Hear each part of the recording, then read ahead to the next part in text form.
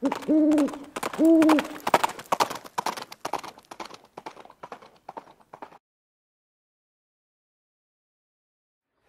guys, it's Viejo here, and we are in the 4th week of March in 2024. Got a beautiful day out here on the central coast of California. Got 64 degrees here in the garage and about 50% relative humidity, but we got a little bit of rain due in this evening, sounds like. But hey, I got a new addition to the bench. Not something I needed at all, but then neither are the 200 moles that are sitting over there. I don't need them either. But it's a hobby for me, so we're going to give this a try. I'm going to get this unboxed. It's a pretty big box, obviously. Let's go ahead and just kind of spin this around where you can see it. All right, we got it turned around where you can see the label. So this is Lee's new turret press. It comes with a 5-hole turret, but you can get a 4 and you got a 6. Is similar in some ways to this one, but different. And make no mistake, this one's probably not going anywhere. This is old tried and true friend right here, and has been a standby for me for quite a while for my pistol caliber, range blasting ammo.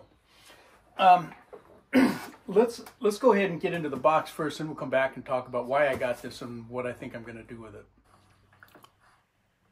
Okay, here's everything that comes in the box. We've got the Lee catalog there and a set of instructions which we'll read before we go too far. We've got the press itself. I weighed that. It's about 12 3/4 pounds. We've got the spent primer tube over there. The press comes with a 5-hole turret installed, and each one of those holes has a Lee breech lock bushing already installed in it. So we've got 5 of those. You'll notice that the handle is kind of turned inward for packing, so we've got to loosen that up and get that properly installed. This is what you get with the standalone press. This is not the kit, as they call it. It's considerably cheaper this way. The kit comes with the powder measure and a couple of other things. But this is all the stuff you get with just the press alone. All right, and before we go any farther, I'm going to go ahead and install this onto an Inline Fabrication quick change mounting plate. It's plate number 95, the same one that we use for the 6-pack Pro.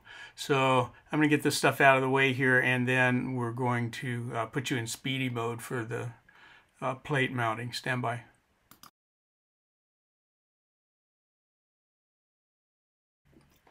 Again, this is plate number 95 from Inline Fabrication, and it comes with 3 of our Allen bolts and the associated nuts and washers. You're going to need a 5/32 Allen wrench and a 7/16 end wrench to mount this. Notice that there's an awful lot of holes in that plate, and that particular plate's designed to fit a number of presses, including the 6-pack Pro. So it took me a second here to figure out which holes were the right ones, but got it done.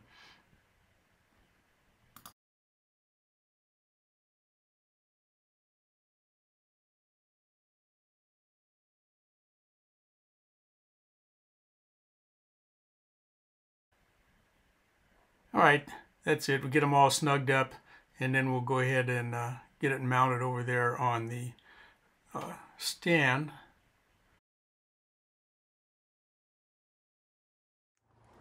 Let's take a quick tour. The first thing I did was move the handle around. The handle is folded inwards for packing. So we come down here and loosen that nut a bit. Adjust the handle for the height you want. Okay, and you can twist it in or out a little bit, whichever way you want that to get it comfortable.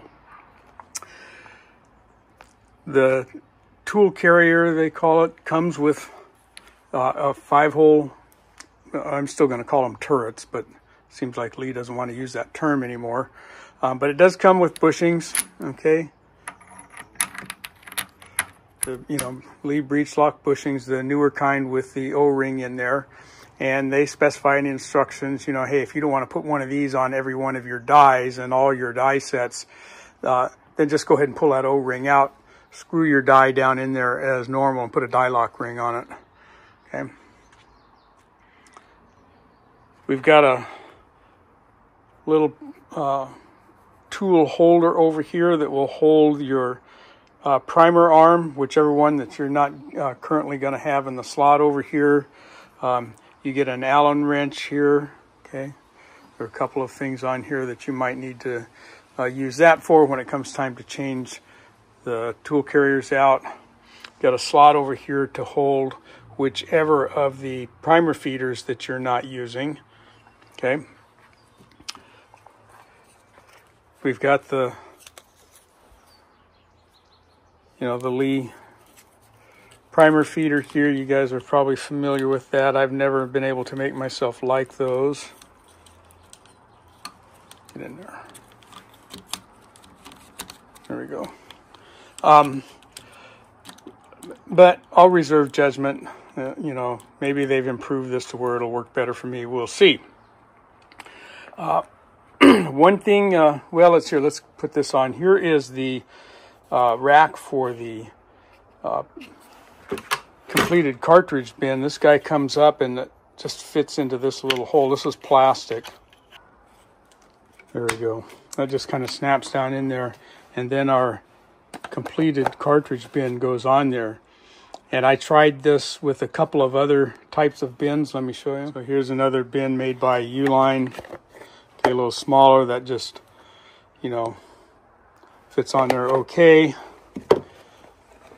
Here's a Dillon bin, and that'll go on there. We're going to want to use our bin barriers on the ends of these though, but that should work fine on there also. And there's the primer catcher tube, which you can use or not use. I'm not going to deprime on this press ever, I don't think. I do my depriming in another segment, not on press. So that's pretty much what we come with. You do get another one of these little cheesy wrenches that I don't like. You get both primer arms, okay, large and small. And again, 1/4 inch Allen wrench, the whole primer system. No shell holders, which brings us to the next point. Okay, if you look in there, there is no shell holder retaining spring. What we have instead is this plastic ring here that grips the outside of the shell holder. And the instructions suggest that that is so that the shell holder can rotate loosely in here and still not come out, in order to maintain the right feed direction for that cartridge to come out of there in that direction and go into the bin. But let me show you something about that. All right, so all shell holders are not created equal. Here's the Lee number 1, which I'm going to be using for 38 Special, and that goes in there and it snaps in pretty well, and it's not going to come out of there. Okay, it's free to rotate. Okay, but if I go in here and pick up an RCBS shell holder, it's too thin. The OD on this one is too thin, and it does not grab that at all, and it'll just fall out of there, I'm afraid. All right, so that one's not good. Here is a Hornady, which if you have Hornadys, they're not really labeled. They got a number stamped on them, and that's it. Okay. The Hornady seems to go in there about the same way as the Lee did, so I'm comfortable that a Hornady will work. And then here is a Redding shell holder, and our Redding shell holders are knurled, and I found that that will go in there, but it's also just kind of a little bit on the skinny side. It's a little better than the RCBS, and it may work. You'll have to try yours. I think this one will work. I don't know whether that knurling is going to scurf up that plastic retainer that Lee has gone to here, because this is just plastic, okay? And I'm not real comfortable with that at the moment. But, looks can be deceiving, and if it works, it works. Let's take a look at how the case kicker works. Okay, as we go around the horn here, we can see that case kicker moving, okay, along with the rod. Okay, so this is a 5-position head. So here we come up here now, and it should kick that one out after the last position. Okay, so out she comes right into the bin, just as designed. It seems to work pretty well. Okay, now watch right here. There's an indexing rod here. They call it a detent rod. And watch the hole right up here at the 4 o'clock position. See that rod come up, and as it did, it kind of realigned that tool carrier. Okay, so as you come into each position, that detent rod is going to square things up for you each time. I mean, it looks like it needs to be squared up each time, so there's that. Okay. And also, kind of while we're up here at the top, we can still use this as a single stage press if we want. This little cap comes off of here. Okay, and our rod comes out along with the case kicker. And I'm not going to do it, but they tell us that the detent rod needs to come out. There's just a little Phillips head screwdriver down here on the bottom. You take that out and put it in from the top down, and that will hold this in position and keep it from rotating. I mean, it doesn't rotate anyway, you know, if we're using this position as a single stage. So I'm not sure whether that's necessary to really take that out and turn it over or not. I don't see why it should be, but that's what they tell you to do.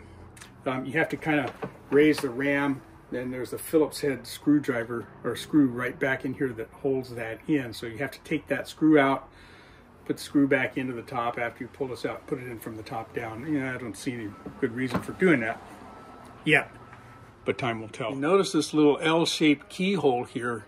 Instructions tell us now to come back in here and replace our rod and the case kicker, that this guy needs to point at the final position, okay, of our tool head. So we want to adjust it so that it's that way.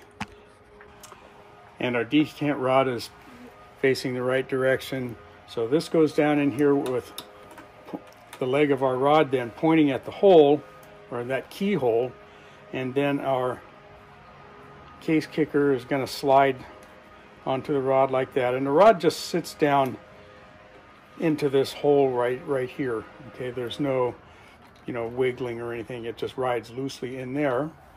Okay, and then our knob just screws back down there. There's an O-ring on there, and that's all we got to do. Okay,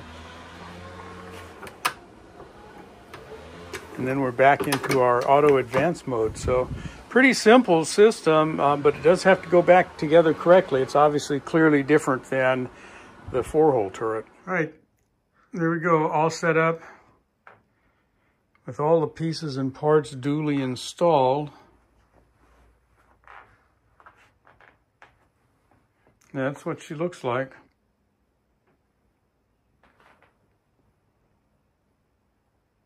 All right, there it is. A couple things we found out. One is, with the shell holders, you know, if you don't use a lot of Lee dies and you're interested in this press, that shell holder thing could be an issue.